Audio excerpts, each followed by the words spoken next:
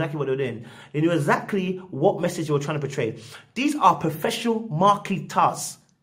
Professional, I want you to deep it. Professional marketers. They know how to market. So it's not a case of we got amateurs on the case to market something. And even if they leased out the advert to somebody, to a third party to do the advert, it comes back to you to say yes or no, consensus.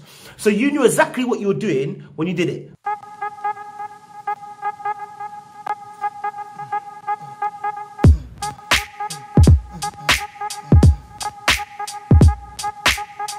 Black Book, we're here again talking to you about a prominent issue that's happened. H&M is in hot mother waters. Okay, I'm joking. H&M is in trouble. Okay, guys, I don't know if you guys have seen it, okay, but I'm sure you have by now. H&M released advert campaign. There's a black boy and a white boy, and the black boy was wearing the coolest monkey, whatever, in the jungle, whatever, and the white boy had something about the lion in the jungle, whatever. Now there was a fracas and a big cahoots on the internet about this issue, and H&M was flagged up. Why was H&M flagged up? Let me just, I want to explain something here, okay? Maybe if you're not black, you won't understand this, then you can hop off. No worries, I ain't talking to you. Look, I need you to deep this, yeah? H&M is a huge company. Their marketing team, they don't just put out anything, anyhow, any shape, any form. They work with people before they actually release this. They ask people, they do tests normally. They show this to people and say, what do you think of this campaign?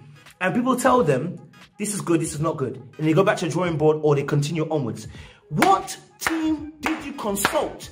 That's what I want to know. What team did you consult? Did you consult racists? Because if you did, then I can understand why that ad got through. In 2018, it's only, what, 9 days in, and we've already got a racist campaign.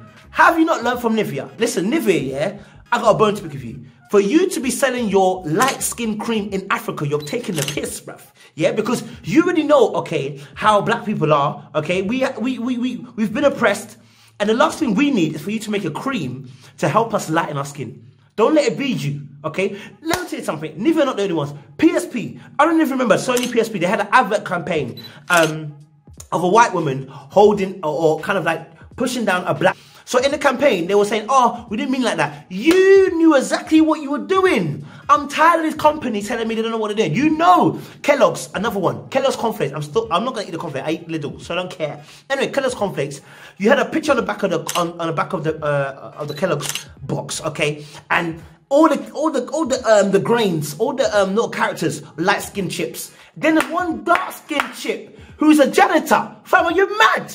Now you're probably saying to yourself, that's not deep. It is deep when you deep it. The psychological aspect of what's happening here. They're telling you that the darker you are, the worse of the job you are. Look, you see, marketing is conscious and subconscious. And what goes into the mindset. If you keep seeing black people in poverty, you assume every black person's poor. That's why in Africa, that's why when they present Africa on our TV screens, people ask dumb questions. Do you have skyscrapers in Africa? Yes, we do. But because you've been shown all the time that black people, that Africa is poor, they're hungry, they've got big bellies, then you assume that's what Africa's about. Because you feed yourself with that information.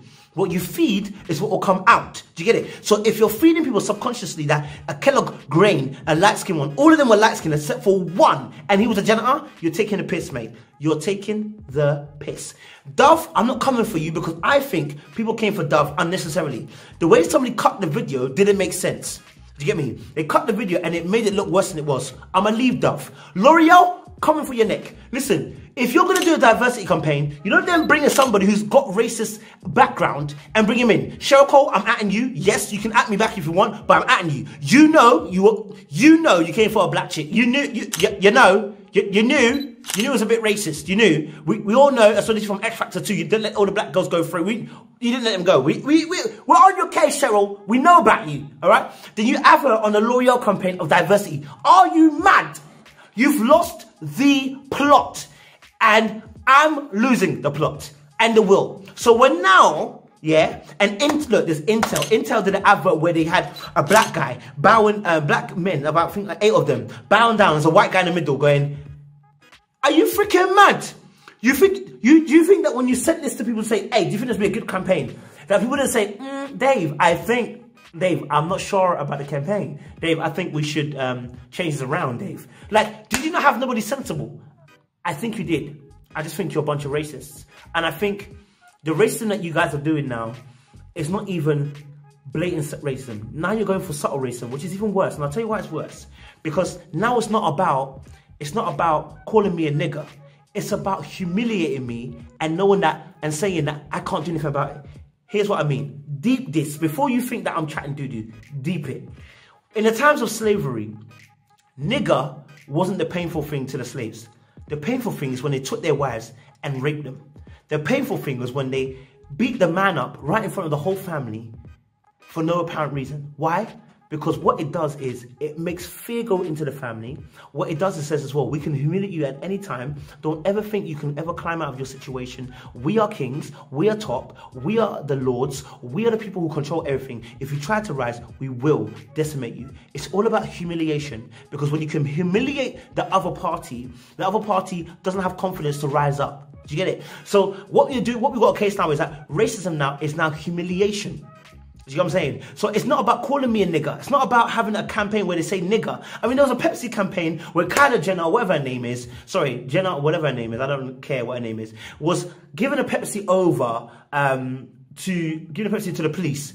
It was a blatant thing. Just after how insensitive of Pepsi? No, it's not insensitive. They knew exactly what they were doing. They knew exactly what message they were trying to portray. These are professional marketers. Professional, I want you to deep it. Professional marketers. They know how to market. So it's not a case of we got amateurs on the case to market something. And even if they leased out the advert to somebody, to a third party to do the advert, it comes back to you to say yes or no, consensus. So you knew exactly what you were doing. So my last finishing point, guys, is listen. Not to talk too tough. I'm just letting you know, listen, like these companies, they have consensuses before they get to this point. So when I see the H&M advert, yeah, I'm vexed because the coolest monkey in the jungle. Why didn't you give that jumper to the white boy? I don't understand. You knew this could happen. You knew this could happen. You're professional. You know what I'm saying? Professionals don't make mistakes like this when it comes to things like this. You stereotyped. You made sure that your message got across. Listen. H&M, I get it. You don't like me. H&M, I get it. You don't like me. Your apology means crap all, because there's a process to go by when you release an advert.